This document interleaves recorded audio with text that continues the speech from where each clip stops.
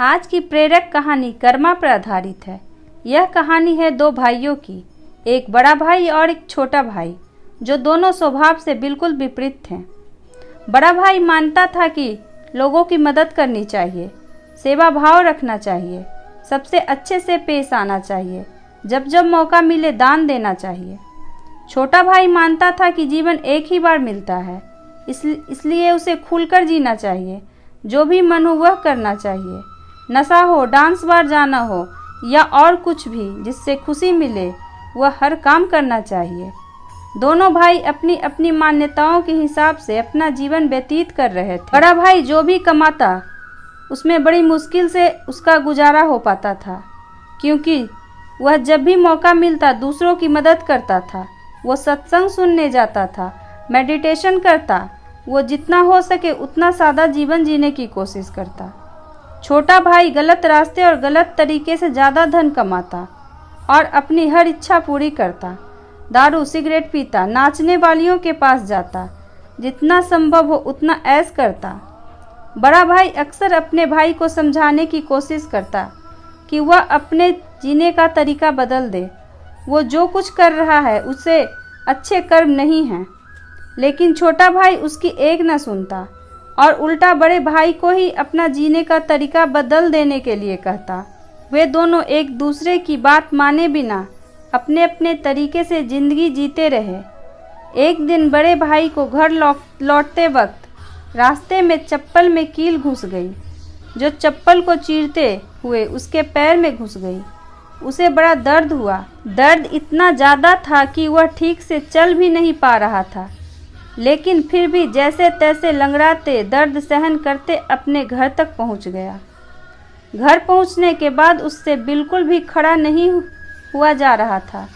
उसे बहुत प्यास लगी थी। दर्द इतना ज़्यादा था कि वह पानी का गिलास लेने तक की हिम्मत नहीं जुटा पा रहा था।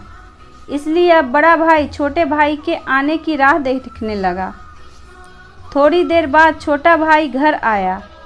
उसके चेहरे पर बड़ी मुस्कान थी। वह बहुत ज़्यादा खुश लग रहा था। छोटे भाई को देखते ही बड़े भाई ने उसे पानी मांगा। छोटे भाई ने बड़े भाई को ठंडा पानी पिलाया और उससे क्या हुआ है उसके बारे में पूछा। बड़े भाई ने बताया कि उसके पैर में कील घुस गई है। छोटा भाई बड़े भाई से बोला, देखिए आप इतना सादा और सच्चाई भरा जीवन जीते हैं, बदले में आपको क्या मिला, और यह देखिए मैं कितना खुलकर जीवन जीता हूँ, इसलिए आज मुझे रास्ते में ये हीरे का हार मिला है। हमारे दोनों की परिस्थितियाँ यह साबित करती है कि मेरा तरीका सही है और आपका तरीका गलत। बड़ा भाई बड़ा परेशान था, फिर भी वह छोटे भाई को समझाने लगा कि नहीं, उसी का तरीका सही है। बड़ा भाई कह रहा था कि तरीका मेरा ही सही है, लेकिन शायद कुछ गड़बड़ है, इसलिए हम ऐसा करते हैं कि कल हम दोनों ज्योतिषी को अपनी अपनी कुंडली दिखाएंगे। वही बताएगा कि क्या दिक्कत है। वह जिस ज्योतिषी की बात कर रहे थे वह बहुत बड़ा जाना माना ज्योतिषी था। उसकी कोई भी भविष्यवाणी गलत नहीं होती थी। छोटा भाई हीरे का हार मिलने की वजह से बहुत खुश था, इसलिए वह भी बड़े भाई के साथ जाकर कुंडली दिखाने के लिए राजी हो गया। अगले सुबह दोनों भाई अपनी अपनी कुंडली लेकर उस ज्योतिषी के पास पहुंच गए। बड़े भाई ने अपनी कुंडली ज्योतिषी को दिखाई। उस कुंडली को देखते ही ज्योतिषी बोला, बाप रे बाप, किस अभागे की यह कुंडली है, यह अब तक मर गया होगा। बड़ा भाई कुछ नहीं बोला। फिर छोटे भाई की कुंडली ज्योतिषी को पढ़ने के लिए दी गई।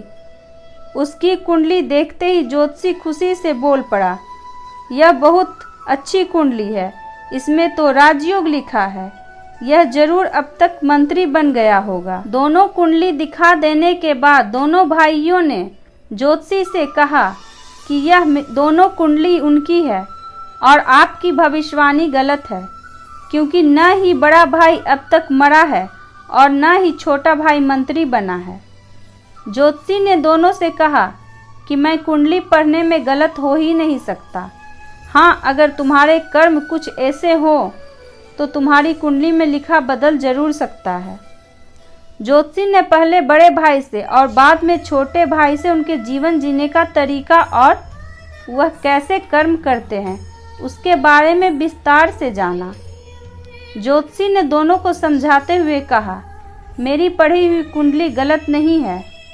यह बड़े भाई के अच्छे कर्म हैं जिसने उसको कुंडली में लिखे मौत की जगह सिर्फ एक कील का दर्द दिया, और दूसरी तरफ छोटे भाई के बुरे कर्म हैं जिसकी वजह से उसका राजयोग चला गया और उसे सिर्फ एक छोटा सा हीरे का हार मिला जिसे जल्द ही बेचकर खत्म कर देगा। दोस्तों, छोटी सी ये प्रेरक कहानी से हमें वही सदियों पुरानी बात याद दिलाती है कि जैसे कर्म होंगे फल वैसे ही होंगे।